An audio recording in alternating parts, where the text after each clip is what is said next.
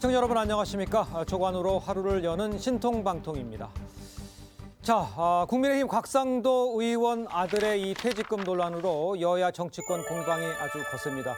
이 관련 의혹은 무엇이고 또 쟁점은 무엇인지 지금부터 좀 짚어보도록 하겠습니다.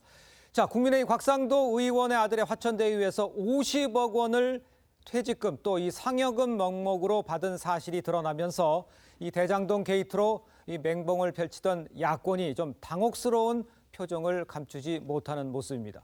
이 곽 의원의 논란에 책임을 지고 탈당은 했지만 이 여권은 국민의힘 게이트로 거세게 맞불을 놓으면서 총공세에 나서는 모습입니다. 먼저 영상으로 만나보겠습니다. 국민의힘에게 묻습니다. 곽상도 의원의 아들이 받은 50억 원의 실체는 무엇입니까? 매번 대통령의 아들 문준용을 언급하며 정치 공세를 해온 곽상도 의원에게 묻습니다. 아들이 받은 퇴직금 50억 원이 우회 투자에 대한 대가인지, 공영개발 저지에 대한 로비의 대가인지, 아니면 정치적으로 뒷배를 봐주고 대가를 받은 것인지 곽상도 의원은 직접 밝혀야 할 것입니다. 속임수는 통하지 않습니다. 명백하게 대장동 사업은 국힘 게이트입니다. 자, 곽상도 의원의 아들 SNS를 통해서 자신이 받은 돈이 특혜가 아니라고 지금 강변을 하고 있는데요. 이 31살 청년 6년간 회사에 다니고 퇴사하면서 받은 퇴직금 명목이 50억 원. 보상으로 하기에는 이 상상하기 힘든 고액입니다. 먼저 김경진 전 의원께서 야, 이걸 어떻게 해석을 하십니까? 우선 해석 전에 네. 어제 본인이 해명한 내용을 전달을 먼저 해드리겠습니다. 예. 이렇게 처음에 입사를 하고 한 6년 정도 근무를 하다가 그러니까요. 작년에 사실은 공로 이제 뭐랄까 일종의 이제 보상금 네네. 형태의 계약을 5억 원을 받기로 했다라고 계약을 맺었다고 하는데 그러니까요. 그러다가 올 3월 달에 다시 그 내용을 변경을 해서 예. 결국은 공로금을 50억을 받기로 했다. 이런 내용으로 지금 해명을 하고 있는 그런 상황이고요. 그렇죠.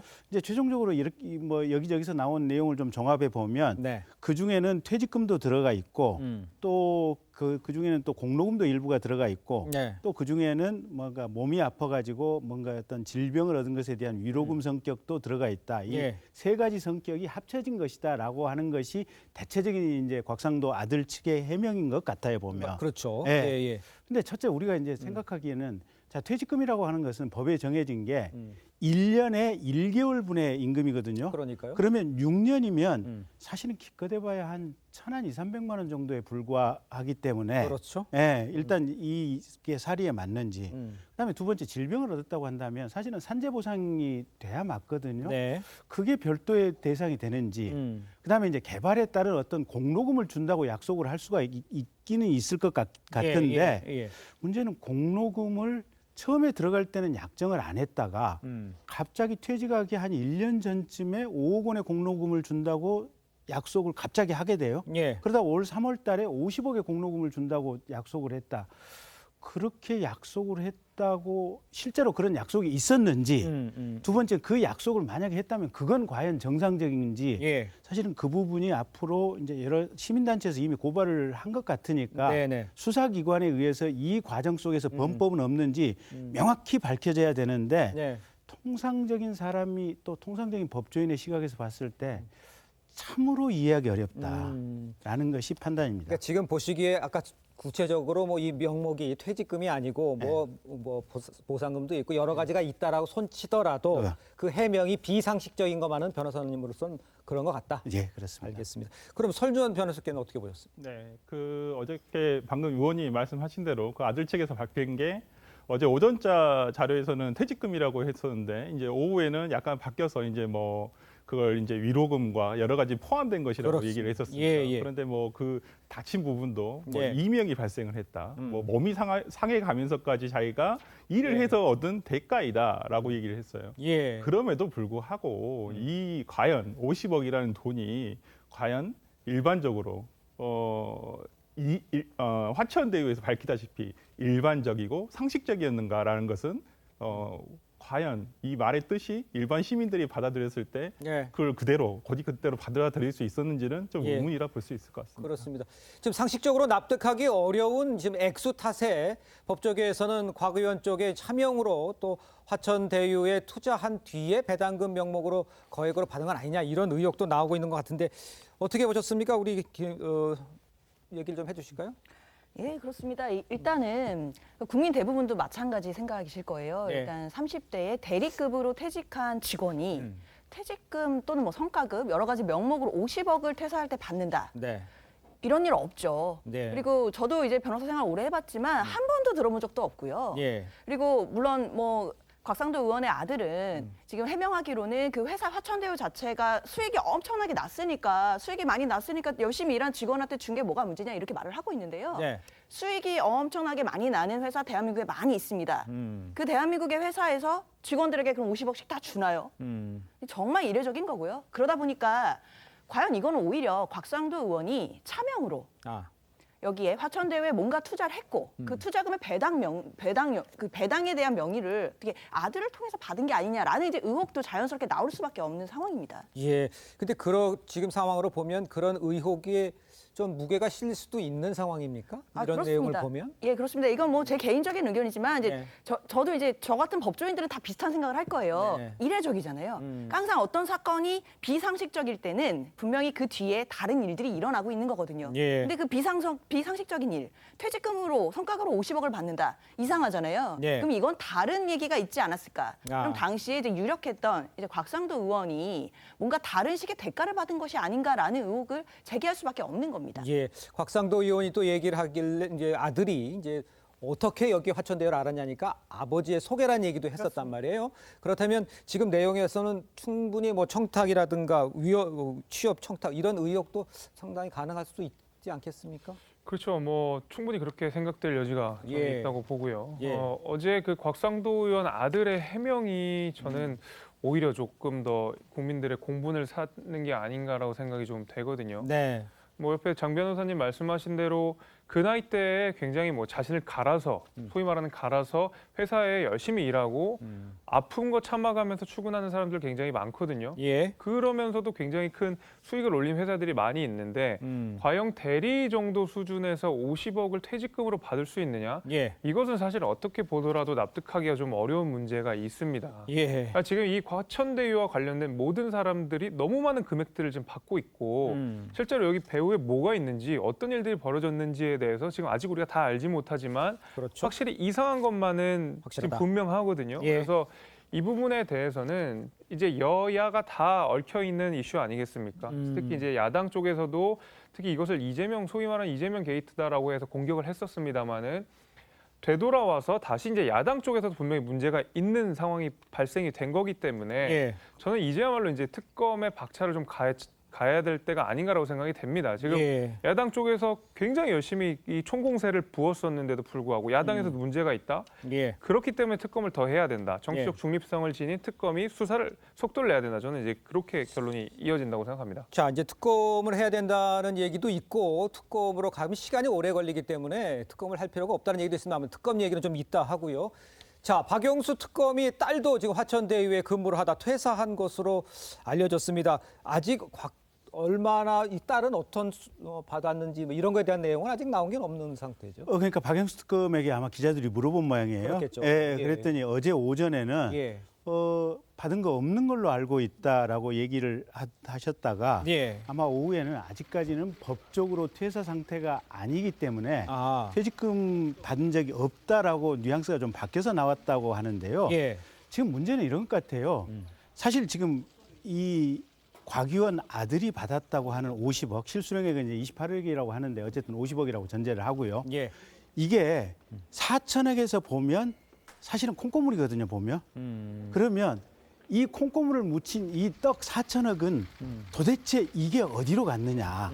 그다음에 과연 이 본래의 떡이 4천억만 됐겠느냐. 아하. 그러니까 이제 국민들이 딱 이 곽 의원 아들 50억 얘기를 듣고 나서 예. 이거는 직원도 그렇게 뭐 10여 명밖에 안 됐다는 것 같아요. 보면 20명이 안 넘었다는 것 같아요. 예. 그럼 직원이나 관련자 또는 유력 인사 고문으로 됐던 분들 있지 않습니까? 보면 네. 뭐 대법관이라든지 뭐 검찰총장 출신이라든지 뭐 유력 변호사들이라든지 이런 분들 모두에 대해서도 예. 사실은 몇십억씩의 특별한 어떤 성과급이나 공로금 명목으로 혹시 지불이 된 것이 아니냐. 그러지 않았을까? 네, 이런 예. 지금 추측이 드는 것인데 그렇습니다. 다행히 지금 곽 의원 아들에 대해서는 아마 법적으로 지금 뭐 아마 비용 처리를 한 것 같아요. 예. 그래서 이 회사의 회계 장부라든지 이런 부분들을 잘 들여다보면 예. 어떻게 보면 이 떡고물 배분이 어떻게 됐는지 이런 예. 부분들을 좀 우리가 잘 분석을 해낼 수 있을 것 같아요. 예. 그래서 오늘부터 아마 야당도 그렇고 이 건에 관련이 있는 분들은 그런 부분들에 아마 좀 관심이 집중되지 않을까 싶습니다. 예, 박영수 특검의 딸에 대해서 얼마를 받았는지 이거 지금 나온 것은 없습니다만 야권 내부에서는 50억 클럽 설까지 지금 제기가 되고 있다는 얘기 아니에요? 지금? 예, 방금 말씀드린 내용 그런 내용들이고요. 예. 그러니까 워낙 지금 액면상으로 밝혀진 이익만 해서 4천 몇백억이고 이게 1,100배 이상의 어떤 수익을 거둔 걸로 했기 때문에 예. 그래서 이 4천 몇백억에서 이 50억이라고 하면 직원들에게 50억씩 나눠준다고 하는 것은 그렇게 큰 부담이 아니거든요. 보면. 예, 그래서 도대체 얼마만큼 돈 분배가 누구에게까지 이루어졌고 그리고 그보다 훨씬 더 큰 본래의 이 떡, 본래의 이 4천억 원. 예, 4천억 혹은 그 이상 되는 이익금은 도대체 어떻게 나눠졌고 어떻게 예. 수익이 쓰였고 예. 그 돈의 최종 소유주는 누구인지 예. 그런 부분들을 밝혀야 될 시점이 아닌가 싶습니다. 알겠습니다. 자, 이런 상황에 궁금한 거 곽상도 의원 관련 의혹을 부인하는 언론 인터뷰를 가졌습니다. 자, 상황을 제가 설명해 올리도록 하겠습니다. 지금 나온 거 보면요. 남 변호사 모르는 사이인가라는 질문에 곽상도 의원은 김만배 씨와 만날 때 한두 번 정도 본 적이 있다. 그다음에 당시 화천대유 관련 이야기는 없었나라고 물어보니까요. 부동산 관련 사업을 한다는 이야기는 있었다. 내가 동업하는 것도 아니고 본인을 사업 계획을 구체적으로 얘기했었겠나. 기자들하고 식사한다면서 하다 보면 근황을 이야기하게 되는데 그런 과정에서 회사 만든다는 이야기가 나왔었다. 또 만난 시점 언제인가라는 질문에 정확히 만난 시기는 기억이 나지 않는다. 국회의원 되고 만난 적 있는지도 잘 모르겠다. 이렇게 이야기를 했습니다. 지금 보면 이제 김만배 씨 전체 대주주죠. 그리고 남 변호사 만난 적은 있지만 화천대유와의 연관은 없다고 밝혔습니다. 이거를 어떻게 믿을 수 있을까요? 글쎄요. 이게 지금 곽상도 의원이 본인이 그 회피성 발언이죠. 어찌 예. 보면 뭐 만남이 있었는지 모르겠다. 뭐 만났는지도 모르겠다. 이건 만났지만은 뭐 그것을 밝힐 수는 없다라는 말하고 똑같은 말 아니겠습니까? 예. 지금 뭐 과거에 뭐 이해관계인들과 지금 이 사건에 어찌 보면 주인공들과 지금 만났지만은 예. 자기가 이것을 밝히지는 못하고 이해관계로 엮여 있지만은 이걸 또 밝히지는 못하겠다. 네. 지금 이런 말하고 동일한 것 같습니다. 예. 자, 곽상도 의원 자신을 향한 의혹에 대해 반박을 하고 있지만 국민의힘은 이 곤혹스러운 지경에 처해 있습니다. 국민의힘 내부에선 제명 이야기까지 오간 걸로 지금 전해지고 있고요. 곽 의원의 이 탈당을 하면서 징계 관련 내용은 유야무야된 상황입니다. 자, 아무래도 보면은 국민의힘에서도 지금 상황이 조금 난처하고 뭔가 좀 돌파가 필요한 상황이겠죠. 그렇죠. 그래서 지금 이제 곽상도 의원이 어제 이제 탈당을 하셨지 않습니까? 예.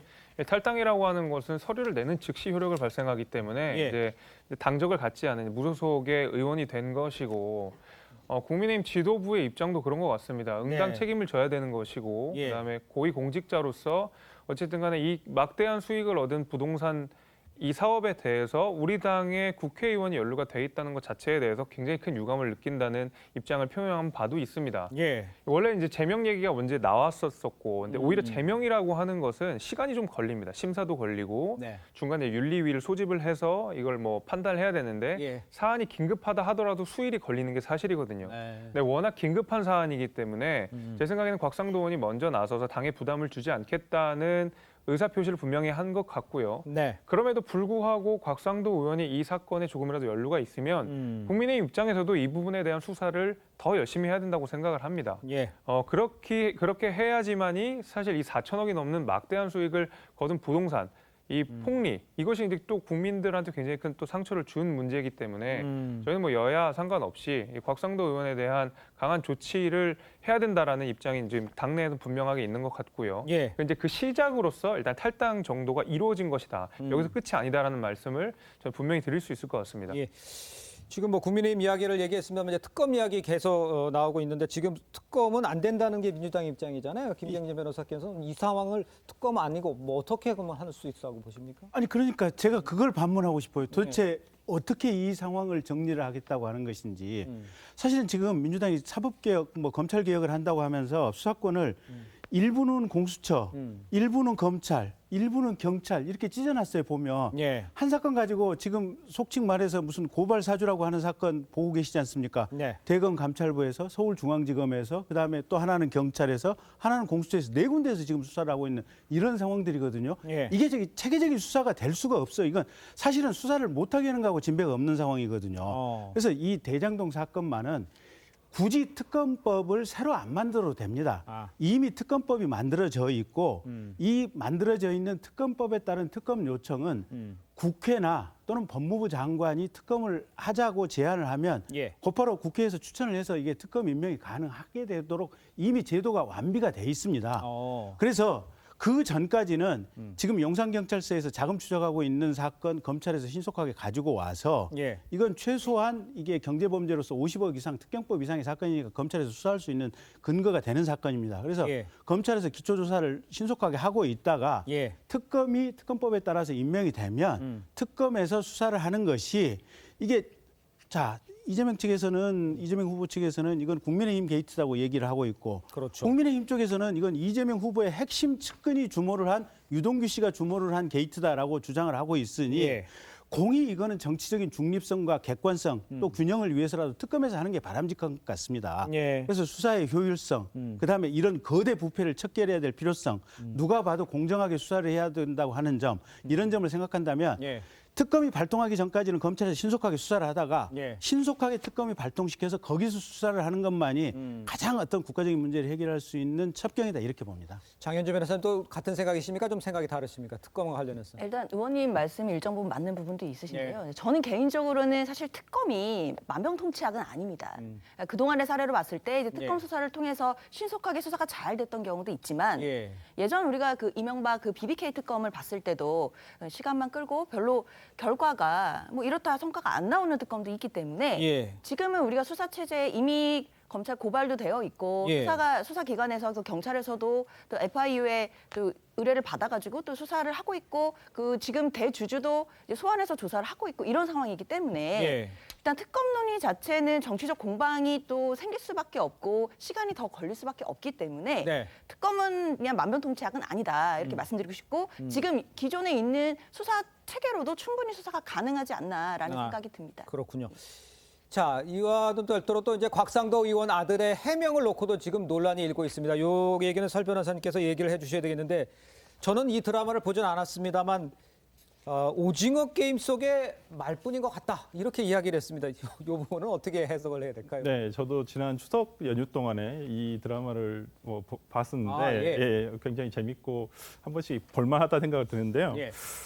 곽상도 의원 아들이 이 오징어 게임이라는 최근에 넷플릭스 드라마를 차용을 해서 예. 50억 게임이 자신은 말일 뿐이다라고 했어요. 그러니까요. 정말 아까 그 우리 김재석 의원님이 말씀하신 대로 정말 이러한 말을 하는 것이 오히려 정말 그 국민들의 공분을 일으키는 것 같습니다. 네. 자기가 그러면 자기는 여기서 이 어떤 구조 안에서 자기가 돈을 이렇게 거액의 돈을 받을 수밖에 없는 예. 하나의 그 인물 캐릭터에 불과한 것이냐. 예. 정말 이건 자기의 책임을 회피하고 자기 아버지의 책임마저도 회피하고 싶은 어떤 오히려 구조의 문제로 몰아버리려고 싶은 것이지 자기의 책임을 지고 싶다는 것은 아니겠죠. 예. 이게 너무나 무책임한 얘기인 것 같습니다. 그렇습니다. 자, 정치권 반응도 아주 뜨겁습니다. 이 여당의 이 공세에 국민의힘은 이 특검 주장으로 맞불을 놓고 있는 상황이고요. 앞으로 대장동 의혹 어떻게 진행이 될지 김경진 변호사께서는 어떤 상황으로 갈까 일단 있을까요? 국회에서 국정조사가 될지 안 될지 네. 사실은 국정조사 해야 될 필요성이 있는 게 예. 이게 지금 자료를 안 내놓고 있습니다. 아, 그러니까 성남시에서는 예. 이 계약 자체가 밖으로 알려져서는 안 되는 비밀 유지 조항이 있기 때문에 이 계약서를 알려줄 수 없다라고 공개를 안 하고 있는데 사실은 국회에서 이게 국정조사를 하게 되면 예. 이거는 내놔야죠. 아. 국회 국정조사 목적이라는 게 있기 때문에. 예. 그리고 차제에 이게 국가나 지방자치단체가 하는 계약들은 이 비밀 유지 조항 자체가 불가능하도록 아마 입법을 좀 해야 될 것 같아요. 그러니까 국가나 지방자치단체가 사실상의 특권을 주면서 예. 이 비밀 유지 조약 계약서에 이걸 넣어버리면 그러니까 국회라든지 지방의회가 감시 견제 기능을 하는 것을 원천적으로 지금 불가능하게 만들어버리는 이게 조항이거든요. 그래서 예. 이 부분과 관련한 법 개정을 해야 되는데 그거하고 상관없이 일단 국정조사를 해야 되고 이 국정조사를 민주당이 받는지 안 받는지 이재명 후보 입장에서는 나 수사 받겠다, 국정조사 받겠다라고 얘기했고 예. 이재명 지사를 지지하는 국회의원들이 벌써 100여 명 가까이 되는 걸로 알고 있는데 예. 그분들이 있다면 사실은 국민의힘 의원들하고 합세해서 한다면 국정조사 저는 통과되리라고 봅니다. 아. 그래서 이재명 후보의 말의 진정성이 실제로 국회에서 국정조사나 특검이 이루어지느냐 마느냐 이게 이재명 지사 말의 진정성이 저는 거기에 달려있다 이렇게 봐야 될 것 같고요. 예. 두 번째는 실제로 특검이 갈 수 있느냐 없느냐. 방금 말씀드린 이재명 지사 나 수사 얼마든지 받겠다고 얘기했거든요. 예. 그러면 사실은 이재명 지사를 지지하는 국회의원들은 이재명 후보 의사대로 특검에 이렇게 찬성을 해줘야 맞을 겁니다. 예. 과연 그대로 갈 수 있는지 한번 지켜보겠습니다. 그러니까 이제 특검으로 가기는 것이 맞다라고 하시고 이제 장인도 변호사는 그렇게 갈 필요 없다라고 말씀하시는데 특별히 가지 없다고 말씀하시는 특별한 이유는 있으십니까? 이게 마찬가지 이슈인데요. 일단 수사를 받아야 되고 이 수사를 통해서 혐의가 다 드러나야 되고 그 관련자들의 의혹이 있다면 밝혀져야 되는 거 다 맞는 얘기인데요. 그렇죠. 예. 이게 정치적으로 공방이 될까봐 그게 이제 우려되는 겁니다. 이제 예. 지금이 대선을 앞둔 굉장히 예민한 시기이기 때문에 네. 이 사건에 대해서는 수사기관이 객관적으로 파악해서 의혹을 풀면 되는 건데 네. 이게 국회로 넘어오면 예. 말 그대로 이제 사법 사건이 또 정치화가 되는 겁니다. 근데 정치 공방이 있을 수 있고 국정조사라든지 이런 걸 통하면 분명히 이 이슈를 좀 파악해가는 내용 말고는 또 격가지의 그 정치 공방이 따라붙게 되어 있거든요. 예. 사실은 그런 정치 공방에 이 사건을 소모시킬 수 없다라는 그런 취지의 발언인 거고 수사를 받지 않겠다는 건 전혀 아니기 때문에 예. 수사를 통해 밝혀지면 될 것으로 봅니다. 알겠습니다. 자, 이뿐만 아니라 이제 문준용 씨도요. 그동안 이제 곽상도 의원에게 할 말이 많았던 것 같습니다. 한마디 했다고요? 우리 설 변호사님께서 좀 설명을 해 주시죠. 네, 그동안 곽상도 의원이 뭐 문준용 씨가 예술지원금 받은 거, 예. 1,400만 원 받은 거에 대해서도 문제를 삼았고 예. 또 대통령의 손자, 그 딸의 아들이 서울대에서 치료를 받는데 줄을 섰느냐 안 섰느냐 예. 뭐 이런 걸로도 계속 딴지를 걸고 그러셨죠. 예.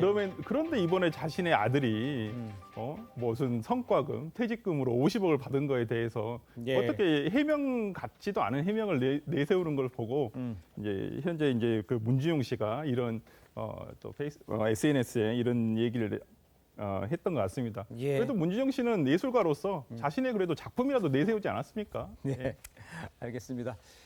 자, 이런 가운데 이제 오늘 성남 대장지구 개발 사업 과정에서 특혜 의혹이 제기된 이 자산관리사 화천대유의 최대 주주죠. 이 김만복 씨 참고인 신분으로 경찰에 출석을 해서 조사를 받게 됩니다. 이 경찰은 자금의 인출 경위와 사용처를 조사해서 횡령 배임 혐의가 있는지 이거를 확인해 보겠다는 거죠. 그 내용을 좀 보겠습니다. 내용을 좀 보시면요. 지금 김만배 씨는 이제 화천대유의 자산관리 대주주로서 지난해까지 장기 대여금 명목으로 화천대유로부터 473억 원의 대출을 받았습니다. 그리고 화천대유의 대표입니다. 이성문 씨, 2019년 회사에서 26억 8천만 원을 대출한 후에 상환했고 지난해 단기 대여금 명목으로 12억 원을 대출을 했습니다. 자, 대주주가 대출을 했다는 금액이 상당히 큽니다. 이 흐름 법조인으로서는 어떻게 보는지 장현주 변호사께서 말씀해 주시죠.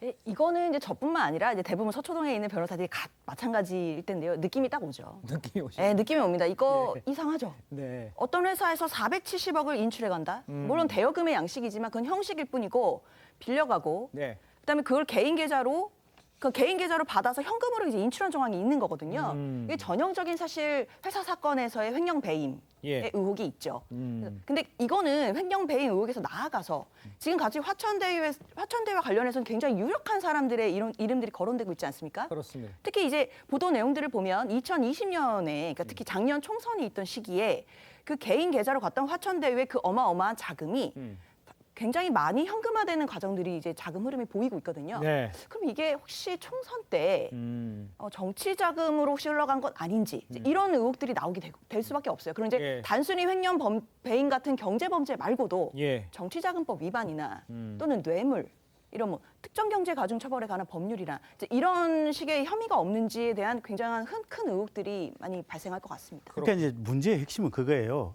이게 FIU에서 그러니까 금융정보분석원이라고 네. 사실은 금감원 산하기관입니다. 그렇습니다. 근데 거기서 2천만 원 이상의 현금, 요새는 대부분 현금을 쓸 일이 없지 않습니까? 저도 예. 신용카드 하나만 가지고 다니면 뭐 한 달 내내 사는데요, 보면. 그러니까 돈이 2천만 원 이상 인출이 되면 그거를 금융정보분석원에서 이걸 금융기관을 통해서 자료를 다 받습니다. 네. 근데 이게 워낙 횟수가 많으면 이거 좀 들여다봐야 되겠네 하다가 예.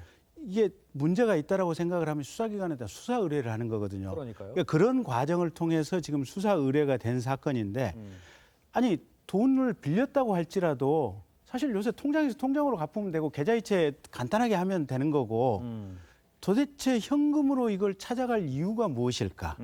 이제 그 부분인데 예. 사실은 본인을 불러서 조사를 한다기보다도 예. 이건 김만배 씨 관련된 저 돈을 현금으로 인출한 관련된 현장, 자기 집, 아. 핸드폰 이런 데 압수수색을 해서 도대체 저렇게 많이 나간 현금들이 도대체 어떤 연관이 있을까? 예. 이걸 찾아내는 게 수사의 핵심인데 제가 기사를 통해서 본 바에 의하면 FIU에서 용산경찰서에다가 수사 첩보 이첩을 한 지 6개월 만에 처음으로 지금 조사를 한다는 것 같고 뭉갠 기간이 꽤 예. 있죠. 예. 그것도 사실은 저건 불러서 물어보면 뭐라고 얘기를 하겠습니까? 그 현금을 가지고 내가 어디다 썼다고 순순히 얘기를 하겠습니까?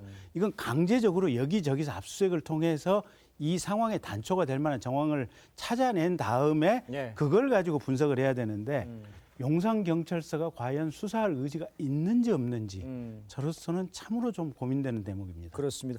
초반에는 그럴 수 있지만 지금 이 상황에서는 수사를 안 할 수는 없는 상황이 돼버렸죠. 네. 지금은요. 알겠습니다. 자, 이런 상황에 이제 화천대유의 초기 투자 비용을 끌어오는데 설계한 인물이 확인됐다고 하는데 이거는 김재섭 의원께서 좀 설명을 해주시죠.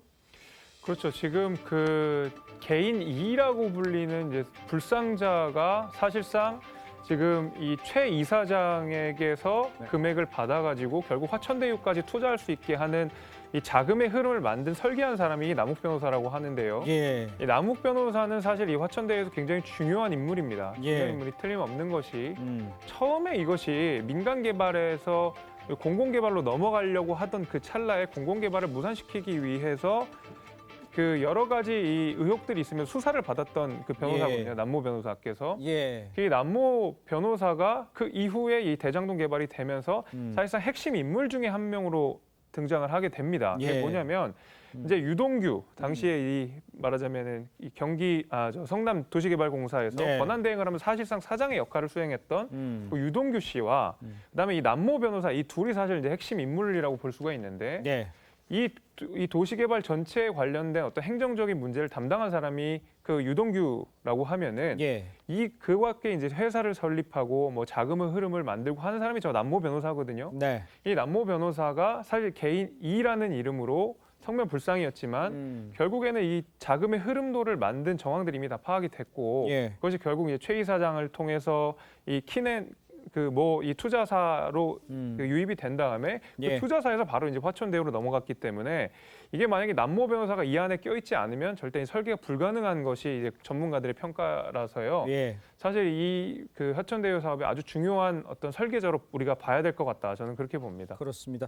그런 이야기가 많죠. 이 남모 변호사가 이 전체적으로 초기 단계에서의 설계를 맡았다는 이야기가 나오고 있는 상황입니다.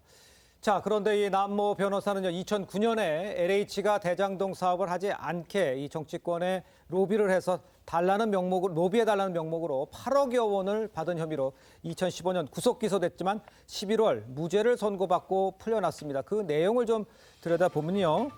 이 수원지방검찰청은요, 1심, 2심 모두 무죄를 선고했습니다. 남모 변호사가 2019년 대장동 개발 사업을 민간 개발 방식으로 전환해주는 대가로 8억 3천만 원을 수수했다. 이런 상황인데 이런 와중에 화천대유 자금 수십억 원이 이 회사 대주주인 김만배 씨의 개인 계좌를 거쳐서 현금화됐다. 이런 이야기가 나옵니다. 김 씨 등은 자신들의 계좌로 받은 이 화천대유 자금 중에 수십억 원을 현금으로 인출하기도 했다고 하는데, 야, 이렇게 현금으로 인출했으면 무슨 의도가 있었다고 봐야겠죠? 수십억 원은. 네, 그렇습니다. 아까 뭐 우리 장혜주 변호사님께서 말씀해준 대로 일반적으로 대주주가 자신의 회사에서 네. 자기가 대주주로 있는 회사에서 개인 계좌로 예.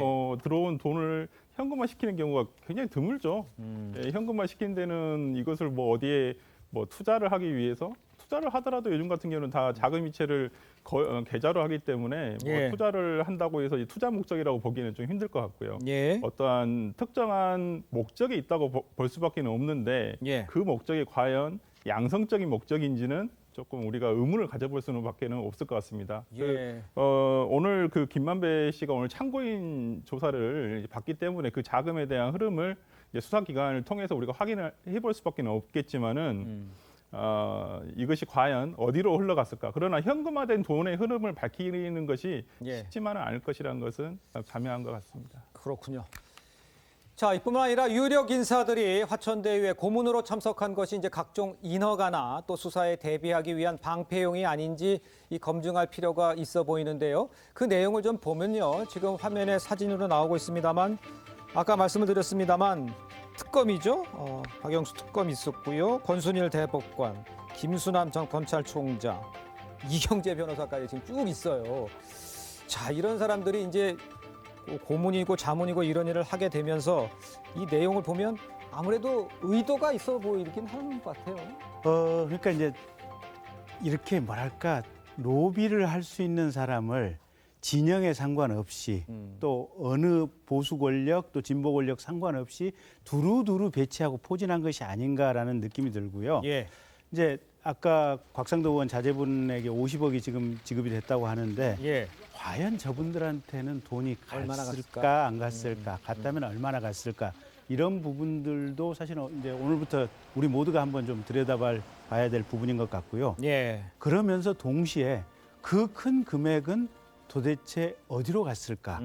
또 그 큰 금액을 받도록 제도를 설계했다고 하는 유동규 씨 같은 경우는 예. 지금 이재명 지사는 이재명 후보는 본인의 측근이 아니라고 얘기를 하고 있어요. 예. 근데 제3자가 보기에는 이재명 당시 성남시장 당선되자마자 성남시 시설관리공단의 기획본부장을 시켰고 네. 그다음에 그리고 이 사건 개발을 대장동 개발을 주도했던 성남시 도시개발공사의 예. 사장이 없는 상태에서 기획본부장을 시켜서 사실상 사장 직무대행을 했고 이 사건의 어떻게 보면 대장동 사건의 모든 과정을 지금 만들었고요. 예. 그다음에 경기도 관광공사 사장을 했단 말이에요. 그러면 이재명 후보의 얘기하고는 상관없이 밖에서 볼 때는 측근 중에 측근인 것 같은데 예. 이 측근 중에 측근으로 보이는 사람이 왜 이렇게 제도 설계를 했을까? 이런 부분과 관련해서 우리 모두가 좀 밝혀보고 수사를 해야 될 부분 아닌가 싶어요. 그렇습니다. 자, 대장동 개발 사업의 이 특혜 의혹이 제기되면서 시민들의 소송도 잇따르고 있는 상황입니다. 이 공영개발이라는 허울 속에서 특정 세력이 아주 막대한 이익을 가로챘다면서 부당 이익을 돌려받아야 한다 이렇게 주장을 하고 있습니다. 그 내용을 제가 보면요. 자, 대장동 주민들의 반발하고 있는 모습인데요. 민간 합작 개발을 핑계로 원주민과 입주민의 등골을 빼먹었다. 이 폭리의 이 향방이 의문이 된다. 이런 이야기가 있고요. 또 원주민들에 대한 이 토지 보상은 낮고 분양가는 비싼 상황에서 민간 합작 취지에 공감하기 어렵다. 이런 이야기도 나오고 있습니다. 이제 향후에 이제 조사 과정에서 이게 어떻게 흘러갔는지가 이제 알게 되면 어떤 부분이 쟁점이 짚어야 한다. 이런 것들이 나올 텐데 무엇이 가장 중요하다라고 우리 변호사님께 보십니까? 쟁점 같은 거, 네, 이 상황에서. 일단 이건 처음에 시작은 이재명 지사를 공격하기 위한 이제 의혹이었는데 예. 이게 그냥 전방위적인 권력 비리 게이트로 확전되는 양상입니다. 예. 특히 이제 야당 입장에서도 이제 곽상도 의원의 이름 얘기가 나오고 아들이 50억을 받는 얘기들이 나왔을 때 적지 않이 당황한 모습이고요. 네. 특히 그 화천대유와 관련된 그 전직 법조인들의 화려한 면모가 지금 많이 주목을 받고 있지 않습니까? 그렇습니다. 특히 뭐 권순희 대법관도 박근혜 정부 때 임명됐던 대법관이고요. 뭐 김순환 검찰총장도 마찬가지로 박근혜 정부 때 임명됐던 총장이고 네. 이경재 변호사 같은 경우에도 최순실 사건 때 계속해서 변호를 맡았던 네. 분이기도 하기 때문에 이제 여러 가지를 본다면 처음에 시작은 이재명 지사와의 연결고리를 찾으려는 의혹 제기였는데 네. 이게 점점 파면 팔수록 야당 쪽 인사들 특히 이제 곽상도 의원 아들은 50억을 받은 게 아예 나왔지 않습니까? 네. 근데 뒤집어 놓고 보면 이재명 지사가 이 대장동 게이트 의혹과 관련해서 확실한 객관적인 고리가 나왔느냐 하면 또 그건 아니거든요. 그건 아직까지는 없죠. 예, 아직은 예, 없거든요. 그렇다면 이제 이 수사는 단순히 그냥 이 대권 주자에 대한 의혹을 파악하는 게 아니라 권력형 비리, 토건 비리에 대한 게이트 수사가 되었습니다. 예. 그래서 이 관련자들, 또 이 유력한 이 관련자들의 계좌 추적도 하고 어떻게 돈이 흘러가는지 그 흐름 파악을 해서 이 화천대유의 진실이 무엇인지를 파악할 때가 됐습니다. 그렇습니다. 자, 이런 가운데 이제 대장동 개발 특혜 의혹은 이 국민의힘 대선 주자들 사이에서도 뜨거운 감자가 돼버렸습니다. 특히 홍준표 의원은요, 대장동 특혜 의혹에 이 김수남 전 검찰총장과 박영수 전 특검이 연루돼 있는 점을 들어서 경쟁 주자인 윤석열 전 총장을 겨냥했습니다. 또 총장 재직 시절 진짜 몰랐느냐 이 재차 압박을 했는데요. 어제 열린 3차 토론의 모습을 보도록 하겠습니다. 이게 화천대유 사건이 이래 심하게 된 지가 오래됐는데 총장 계실 때 그 범죄정보과를 통해서 첩보받지 않았습니까? 전혀 받지를 못했고요. 제 권한을 제한하기 위해서 그거는 범죄 그냥 좀- 정보에 그 일선에서 수사하겠다고 하는 것에 대한 검증만 아니 남겨놓고 내 이야기는 범정과를 통해서 네. 예? 전혀 받지 범죄정보 못했습니다. 수집과를 통해서 전국의 범죄 정보를 다 수집하잖아요. 아, 그리고 그걸, 총장한테 다 보고해요. 그걸 시스템이 바뀌어가지고 그런데 그걸 그런 보고를 안 받으셨다. 범죄 정보 활동 자체가 일선에서 인지를 할 때 그거를 허락해주는 역할에 중점을 뒀지 그러면 범죄 범정과에서 한 정보를 거는 수집하고 하는 이 역할을 잠시. 완전히 줄여놨습니다. 아니 자, 홍 의원은 토론에 앞서서 SNS에도 윤 전 총장을 향해서 몰랐으면 무능하고 알았으면 범죄다 이렇게 꼬집었습니다. 자, 그 내용을 좀 보시면요. 대장동 개발 비리를 관할한 이 김수남 전 검찰총장은 보고받지 않았을까? 그 뒤를 이은 검찰총장은 대북격인 박영수 전 특별검사와 관련돼 있는데 과연 보고받지 않았을까? 이렇게 의심을 했고요. 이 몰랐다면 무능에 극치고 알았다면 범죄다. 검찰 게이트로 번질 수 있다는 예측은 바로 여기에 기인한다. 그중 두 사람은 비리의 온상이었던 화천대유 고문 김 전 총장이고 한 사람은 야당 후보 윤 전 총장이다. 이렇게까지 이야기를 했습니다. 그러니까 이제 몰랐다면은 무능이고 이제 알았다면 범죄다. 이 주장에 대해서는 어떻게 생각하십니까? 그냥 뭐 억지죠, 뭐.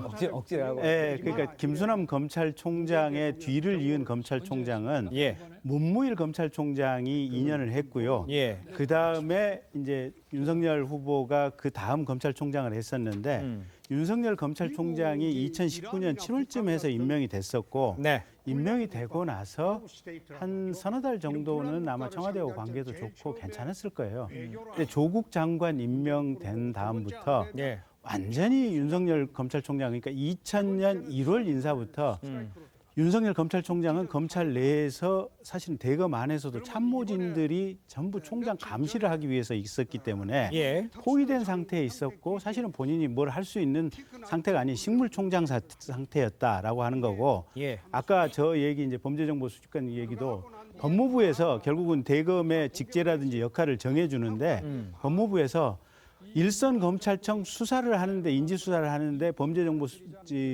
정책관이 승인할 것이냐 말 것이냐 그 역할에 중점을 두는 것으로 제도를 바꿨기 때문에 네. 범죄정보정책관 수집관의 역할이 굉장히 축소가 돼서 저 사실이 본인이 총장 시절에는 보고가 되지 않았다. 전혀 몰랐다. 그 내용입니다. 예. 자, 이런 상황인데 이제 홍 의원은 더 나아가서요. 검찰 게이트로 번질 가능성을 언급을 했습니다. 검찰 게이트로 번질 가능성을 설 변호사께서는 있다고 보십니까? 예, 지금 드러나고 있는 대부분의 인사들이 예. 아까도 보았지만은 대부분 다 검찰 출신들이십니다. 뭐 예. 박영수 특검도 마찬가지고, 예. 그다음 뭐 지금 보이고 있는 그냥 김순환 검찰총장도 마찬가지고. 예. 왜 화천대유가 검찰 출신들을 이렇게 중용을 했는지를 모르겠어요. 자신들의 회사 자문으로 중용을 했는지는 모르겠지만은 다 검찰 출신이고 어저께 홍준표 후보가 윤석열 후보에게 물어봤던 이유도 분명히 이유는 있다고 봅니다. 방금 김경진 의원께서는 억지 주장이라고 말씀하셨지만은 윤석열 후보가 박영수 특검과는 또 같은 특검 수사단에 또 같이 있었으니까 예. 또 그런 인연도 있고 또 그 전에도 검찰 안에서 있을 때도 또 같이 근무를 했던 인연도 있었지 않습니까? 네. 그렇다고 한다면 과연 이 화천 대유에 대한 어떤 범죄 정보를 듣지 않았을까? 라는 또 이거 또 수도권 또 멀리 지방에 떨어진 사건도 아니고 또 수도권에 있었던 내용이고 예. 뭐 범죄라고는 아니지만은 또 이러한 토지 개발 사업이 진행되고 있었다. 물론 이것이 아직 범죄로 드러난 것이 아니기 때문에 당시에 범죄 인지가 되지 않았을 수도 있겠지만은 예. 또 이러한 것들이 개발 사업이 되고 있었다라는 것은 충분히 인지를 하고 있을 수도 있기 때문에 예. 듣지는 않았었겠냐 이런 걸 물어봤을 이런 의미가 아니었을까라는 생각이 듭니다. 제가 조금 보완 말씀드렸으면 예. 그래서 특검하자. 그래서 국정조사하자. 아니 검찰 사람들 관련 있으면 특검에서 다 쳐내야지. 구속시켜야지. 징역 보내야지. 그래야 나라를 깨끗하게 하는 거고 그게 대통령 후보로서 해야 될 역할이지. 예. 저는 그렇게 얘기를 하고 싶은 거고요. 그다음에 두 번째, 자 김수남, 박영수 이런 검찰 출신들이 고문으로 해서 돈을 받았다고 하는 게 지금 현재적으로 밝혀진 것은 월 자문료 한 1,500 정도고, 맞습니다. 예, 그다음에 우리 곽 의원님 아드님 기준으로 본다면 1,500 플러스 알파로 몇십억을 받았을 혹시 가능성이나 추측은 할 수가 있는데 그 이전에 4천 몇백억씩이나 되는 이 바베큐 통돼지, 이 바베큐 통돼지를 먹은 사람들은 김만배, 남모 변호사 등등의 이 화천대유라든지 천화동의 사람들이란 말이에요. 그러면 이 화천대유나 천화동이 김만배 씨, 남욱 씨 이런 사람들이 돈을 먹을 수 있도록 이 제도를 성남시 도시개발공사 내에서 내부 직원이 반발을 하는데도 부처 담당자를 바꿔가면서까지 이 제도 설계를 해준 유동규 본부장. 이분은 제가 볼 때는 이재명 후보가 임명한 사람이 명확해요. 그러면 근본적으로 이건 이재명 씨가 이 통돼지 바베큐를 이 사람들이 먹는데 가장 근본적인 원인이에요. 그래서 이 50억 또는 한 달에 1,500억씩 자문료 먹은 피라미드는 피라미드대로 수사를 해서 당연히 이게 검사가 됐건 전직 검찰이 됐건 처벌을 해야 되고 이 통돼지 바베큐를 통으로 먹을 수 있도록 이 제도를 만든 사람들 이 사람들도 찾아내서 처벌을 해야 될 거 아니에요. 그래서 국정조사하고 특검해야 된다라고 하는 것이 일관된 얘기입니다. 그런데 이재명 후보 같은 경우는 겉에서는 수사합시다. 겉에서는 국정조사합시다. 근데 이재명 후보를 따르는 의원들은 90명씩 되는데 왜 민주당은 또 이게 소극적인가요? 앞다르고 뒤따르는 이 모습은 무엇인가요? 아니 그러니까 특검에 관해서는 이제 물론 뭐 설명을 해주셨지만 이게 이제 시간이 걸리고 정치적 쟁점으로 변질되지가 않을까 해서 지금 경찰의 수사에 맡기게 것이 이제 그 전까지는 수사를 하되 어쨌든 특검 도입은 해야 되는 것이 아니냐. 그건 정치권이 어떻게 결정을 내리는지 좀 보도록 하고요. 자, 유승민 전 의원 역시요 대장동 특혜 의혹에 휩싸인 판검사 문제를 거론하면서 윤석열 전 검찰총장을 겨냥을 해서 판검사들이 썩었다 이렇게 말을 했습니다. 그 장면도 함께 좀 보도록 하겠습니다. 박영수 특검이 화천대유 사건에 이 게이트에 연루된 걸 보니까 이 자리에 우리 검사님 출신, 판사님 출신 죄송합니다만은 우리나라 판검사들이 이렇게 더럽게 썩었나? 이거는 정말 청소를 해야 되겠다 싶은 생각이 들고 일반적으로 판검사를 지칭해서 그렇게 말씀을 하시면 정말 묵묵하게 정말 자기를 희생해 가면서 법과 원칙을 지켜나가는 사람들에게 하실 말씀이 아니고 또 유승민 후보님도 부친과 형님이 다 법관 출신 변호사 아니십니까? 그렇게 말씀하시는 거는 좀 적절하지 않은 것 같습니다. 아니 화천대유 사건에 연루된 우리나라 화천대유 사건에 연루된 판검사 출신을 이야기하는 건데 뭘 그러세요? 자, 지금 저 화면을 보셨습니다만 방금 전에 이제 김경진 전 의원도 이제 얘기를 해주셨습니다만 홍준표 의원에 이어서 유승민 전 의원까지요 윤석열 전 검찰총장을 계속해서 이 대장동 의혹에 연루시키는 모양새 표현이 좀 그렇습니다만 이런 모양새인데 이 내용을 듣고 하셨을 때는 어떠셨습니까, 장 교수님? 후발 주자들의 이제 1위 후보에 대한 좀 견제로 보이기는 합니다.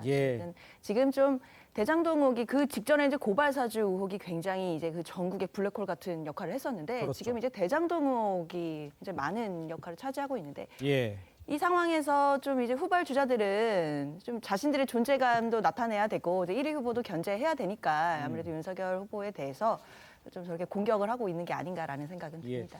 이제 검사와 판사들이 접근에 관해서 문제가 있다라고 지적한 것에 대해서 윤석열 총장은 일반적인 검사는 소신있게 일한다 이런 얘기지 않습니까? 결론적으로 같은 얘기를 하고 있지만 뭐 의미를 부여하자면 좀 상대방의 이해하기 좀 불편한 점도 없지 않아 있어 보이던데 저 장면을 보면요. 네, 맞습니다. 뭐 이제 유승민 의원 후보가 얘기한 것은 이제 화천대유와 관련된 그렇죠. 이제 그 법조인들을 예. 이제 특정해서 지칭했다고 이제 본인이 얘기를 하는데 예.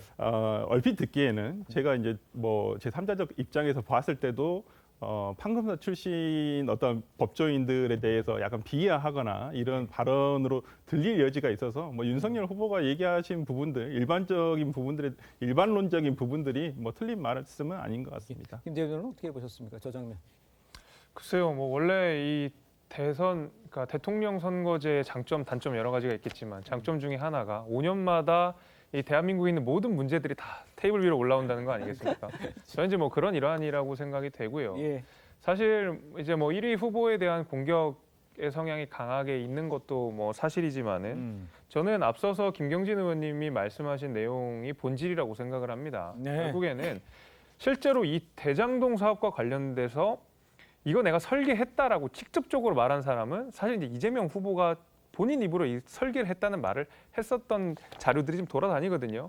그러니까 설계를 한 사람이 있고 앞서 말씀하신 이재명 지사와 어쨌든 간에 직간접적으로 연결이 되어 있다고 보이는 유동규 씨, 예. 그분 같은 경우에는 이 사업에 직접적으로 관여를 한 정황들도 있고 증거들도 있고 여러 가지들이 지금 사실 계속 후속 보도로 나오고 있지 않습니까? 예. 저는 결국 이 대장동 사업의 핵심은 네. 뭐 아까 말씀드린 대로 여러 가지 지금 이 대선 국면이다 보니까 문제들이 다 수면 위로 올라오긴 하는데 예. 가장 몸통인 유동규 씨와 이재명 지사의 커넥션이 어떻게 되었고 이것을 누가 설계했고 이 설계 과정에서 공권력이 투입되었는지 여부가 가장 핵심인 것이지 예. 사실 그 밖에 이제 모든 문제들은 그와 수반되는 여러 가지 그 사회적 문제들이 수면에 들어오고 뭐 경선 과정에 일어나는 어떤 공방 정도로 저는 생각하고 있습니다. 알겠습니다. 자, 특히 유승민 전 의원은 지난 2차 토론에 이어서 또다시 윤석열 전 검찰총장의 공약 표절을 주장을 하면서 공약 표절 공방을 이어갔습니다. 지난 2차 토론에 이어서 어제 모습도 함께 보겠습니다.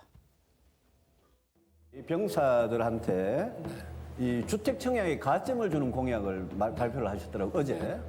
그런데 이것도 제 공약하고 똑같더라고요. 누굴 보고 베낀 것이 아니고 군대를 제대한 그 청년들을 상대로 일일이 인터뷰를 해서 이걸 지금 모은 거거든요.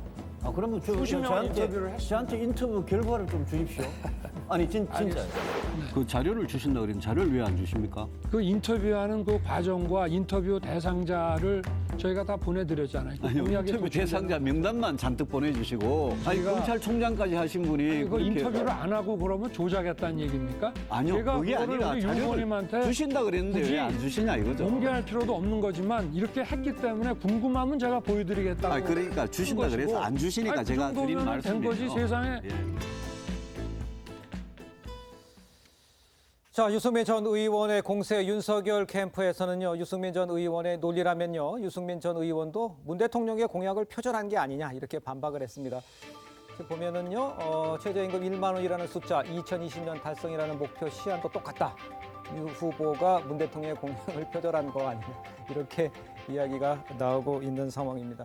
자, 공약 표절 공방 점차 감정 싸움으로 좀 번지는 모양새입니다. 유승민 전 의원이 공약 표절 의혹을 계속해서 제기를 하는 이유를 어디서 찾아야 할까요? 뭐 장현주 변호사님께서 할까요?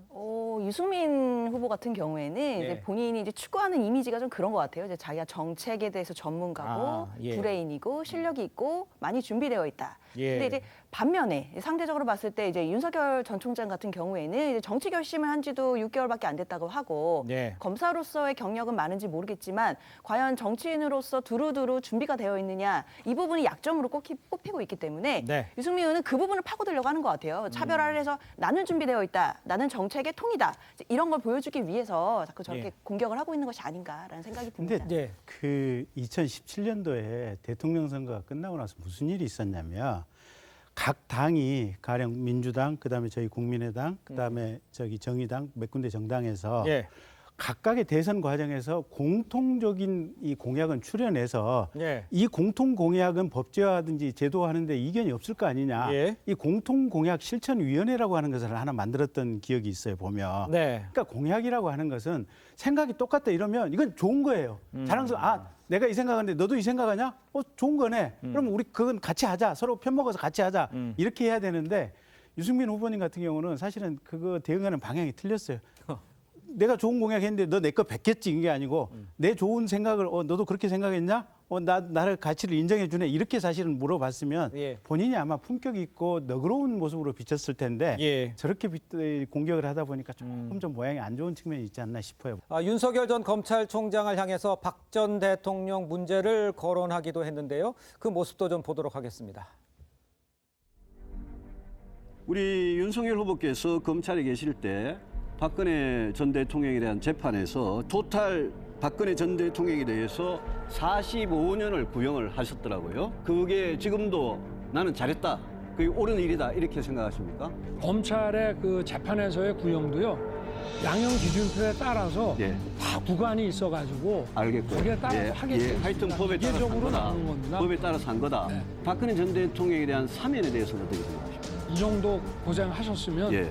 좀 대개 돌아가게 해드려야 되지 않느냐. 그럼 하는 생각- 45년을 살아야 된다고 그러셨는데 지금은 사면해야 된다. 그거는 이제 재판에서 그렇게 하는 것이고요. 알겠습니다. 사면은 정치적인 알겠습니다. 문제 아닙니까? 예.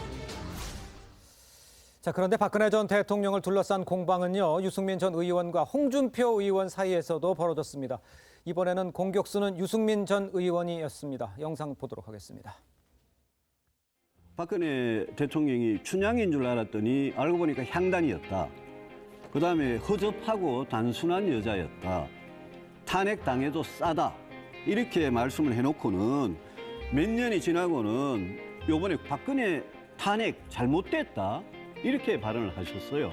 춘향인 줄 알았는데 향단이었다. 예. 그거는 국민들이 그래 생각했다는 그 뜻이고 허접하고 단순했다. 이건 최순실이 보고 한 말입니다. 찾아보세요. 그거는 거짓말이에요. 그리고 거짓말이라고 아니, 하면 안 되죠. 아니요. 그거는 많이 봐요. 아니 그리고 관계법에 나가서 말씀하신 게 박근혜 있는데 대통령 지금 와가지고 말을 바꾸면 문제는 어떡하십니까? 탄핵 문제는 5년 전이나 지금이나 일관되게 내 반대를 했던 사람입니다. 자, 지난 2차 토론회에서도 이제 서로 이제 배신자 공방을 펼쳤던 두 사람인데요. 유승민 전 의원, 박 전 대통령 문제를 더욱더 적극적으로 좀 꺼내드는 모습이다. 이렇게 볼 수가 있는데 배신자론에 대한 역공이라고 봐야 됩니까? 뭐 적극적으로 극복하려는 의지를 보여주는 것 같은데요. 예. 그러니까 애초에 다 이거를 까놓고 얘기해보자라는 방식으로 정면 대응을 한 것 같은데, 저 개인적으로는 저 내용들이 나오면서 굉장히 애석했던 부분이 뭐였냐면 예. 6월 16일에 이준석 대표가 당선이 되면서, 국민의힘의 대표로 당선이 되면서 저는 이준석 대표는 적어도 이 탄핵과 관련된 문제는 강을 건넜다고 저는 생각을 하고 있었거든요. 그리고 당 내에서도 이 탄핵과 관련된 얘기보다는 그것이 이제 우리 과거에 대한 이야기이기 때문에 예. 앞으로 우리가 미래에 대한 이야기들을 좀 해보자. 그러면서 우리가 20대, 30대 젊은 층들의 당원들도 많이 모아가졌고 예. 또 새로운 아젠다들, 새로운 비전들을 제시하는 노력들을 굉장히 많이 하고 있는 것도 사실인데 네. 사실 대선 가장 이제 그 정당의 가장 중요한 업무 중에 하나인 이 대선 전국에서 다시 탄핵 문제가 니 탓 내 탓으로 돌아가는 걸 보면서 예. 좀 젊은 정치인으로서는 굉장히 안타까운 생각이 좀 많이 들었습니다. 사실 지금 후보들 가운데서 탄핵에 직간접적으로 연계가 안 된 사람이 누가 있겠습니까? 저 예. 우리 당에서 다들 그 당에서 활동을 하셨고 아니면 검찰총장으로서 혹은 국회의원으로서 여러 개 다 일들을 했었던 것이고 그거 지금 누가 더 책임이 많느냐, 누가 더 잘못했느냐 문제를 따질 것이 아니라 네. 과거와 우리 이런 일들이 있었으니까 이걸 딛고 우리가 앞으로 국민들한테 어떤 비전을 보여줄 것인가에 대한 좀 건전한 논의들로 승화가 되었으면 훨씬 더 바람직하지 않았나 저는 그렇게 봅니다. 알겠습니다. 자, 이런 가운데 홍준표 의원의 지지율 상승세 지금 좀 가팔라지고 있는 모양새입니다. 일부 여론조사에서는요, 윤석열 전 검찰총장을 앞선 결과도 지금 나오고 있는데요. 자, 지금 보면요, 국민의 대선 후보 적합도 홍준표 34.5, 윤석열 30.8, 5차 범위 내에서 좀 접전을 벌이고 있는 모습을 보이고 있습니다. 자, 국민의힘 대선 후보 적합도 추이를 보면요, 홍준표 후보가 조금 하향세는 있지만 여전히 5차 범위 내인 것 같습니다만 접전을 벌이고 있는 모습을 볼 수가 있습니다. 자, 20대 대통령 흑합도 이재명, 이낙연, 홍준표, 윤석열, 광주 전남의 모습이죠. 상황은 저런 식으로 나와 있는 상황입니다. 자, 20대 남성 지지율 볼까요? 광주, 전남, 전북 지역인데요. 홍준표 후보가 이렇게 높게 나오고 있는 모습을 볼 수가 있겠습니다. 자, 지금 그 여론조사를 보면요. 지금 그 20대 호남에서 20대 남성에게 높은 지지를 얻고 있는 배경 어디서 봐야 될까요? 글쎄요. 일단 제가 이제 얘기를 좀 들어보니까 네. 홍준표 캠프 쪽에 계신 분들 얘기를 들어보니까 예. 어쨌든 홍준표 후보가 오래전부터 20대 남성들에게 공을 쏟은 것은 사실인 것 같아요. 그래서 20대 남성들 중에 적극적으로 활동하시는 분들이 홍준표 지지를 표명하고 계신 분들이 좀 상당수가 있고 예. 특히 지난번에 이준석 이제 당대표 당선될 때 하셨던 분들이 아마 이쪽 홍준표 쪽으로 좀 많이 가 있는 것이 아닌가. 예. 그다음에 조금은 저희 세대 기준으로 볼 때 좀 시대착오적이긴 한데 어제 저녁 토론회에서도 예. 홍준표 후보가 사실상 여가부 폐지 얘기를 했거든요. 그렇죠. 그러니까 양성평등부로서의 존치도 반대한다. 그렇습니다. 여가부 자체를 없애겠다라고 하는 것들이 사실 이제 그런 내용의 공약들이 20대 남성의 어떤 마음에는 맞아 떨어지는 것 같아요. 그래서 아마 20대 남성들이 아마 집중적으로 지지를 하지 않나 싶은데 예. 이제 저희 이제 윤석열 캠프에 참모된 입장에서 본다면 네. 저희들도 20대 남성들에게 좀 더 다가가기 위해서 노력을 해야 된다는 점은 이제 저희도 내부적으로 공감을 하고 있는 지점이고요. 젊은 층에도 예. 기울여야 된다. 다만 저게 이제 뭐 여성부를 양성평등부로 바꿔서 존치하는 것이 아니라 양성평등부 자체도 아예 없애버리겠다고 하는 것은 예. 너무 극단적인 얘기가 아닌가. 예. 그래서 그런 부분과 양성평등과 관련해서 대한민국이 나아가야 될 방향에 대한 고민조차도 없는 것이 예. 아닌가 그런 생각은 개인적으로 하고 있습니다. 알겠습니다. 지금부터는 민주당 경선 이야기도 좀 잠깐 짚어보도록 하겠습니다. 대장동, 악재도 호남의 선택은 이재명 경기지사였습니다. 이 전북 지역 경선에서 이재명 지사가 1위를 차지해서 이 전날 광주 전남의 패배를 하루 만에 서력을 했습니다. 화면 보겠습니다. 개혁 민주 세력의 본향이라고 할 수 있는 이 호남 지역의 높은 지지율은 아마도 본선에서 승리하라, 그리고 압도적 경선 승리로 내부 균열을 최소화하고 본선 경쟁력을 높여주고자 하는 이 호남 집단 지성이 발현된 것이다라고 생각하고 언제나 말씀드린 것처럼 진심으로 감사드립니다. 변함없이 희망을 지니고 더욱 노력해 가겠습니다. 저를 지지해 주신 도민들께 감사드립니다. 그리고 저를 지지해 주시지 않은 분들의 뜻도 새기도록 하겠습니다. 네, 고맙습니다. 자, 변호사님 보시기에 지금 정도면은 뭐 53%를 기록해 대선은 굳혀가는 분위기라고 합니다. 어떻게 평가하십니까? 네, 뭐 결과적으로 아마 결선 투표는 없지 않을까 싶습니다. 네. 예, 이번 호남의 투표 결과를 보면 예. 대세는 지켜주고 예. 또 이낙연 후보의 또 체면은 또 지켜주는 예. 어찌 보면 둘 다 두 후보의 어떤 그 체면과 또 실리를 다 지켜주면서 민주당의 대세를 이어가는 어떤 투표의 결과였다고 봅니다. 예. 저건 어떻게 봐야 될까요? 김두관 후보가 이제 사퇴를 하면서 이재명 후보 지지를 했지 않습니까? 이 부울경도 굉장히 중요한 위치잖아요. 이렇다 그러면 어느 이낙연 후보 측에서는 기대할 수 있는 부분이 없어지는 상황이라고 봐야 됩니까? 어떻게 봐야 될까요? 아무래도 일단 지금 남은 경선의 지역 일정이 제주, 그다음 부울경, 그다음에 예. 뭐 인천, 경기, 서울 이렇게 남았는데요. 그렇습니다. 예. 부울경 경선을 앞두고 지금 김두관 후보가 사퇴하고 이재명 지사에게 이제 힘을 몰아주는 형국이기 예. 때문에 예. 지금 이낙연 전 대표 입장에서는 호남이 가장 큰 승부처였는데 네. 그 정치적인 고향이지 않습니까? 근데 거기에서도 만족할 만한 승부는 아니었을 거예요. 네. 그렇다면 이제 앞으로 남은 일정에서는 이 이재명 대세론을 네. 뛰어넘을 만한 이슈가 있기는 어려울 거로 보입니다. 알겠습니다. 자, 오늘 말씀은 여기까지 듣겠습니다. 저는 잠시 후에 돌아오겠습니다. 네, 오늘 준비한 신통방통은 여기까지입니다. 내일은 더 신통하게 돌아오겠습니다. 고맙습니다.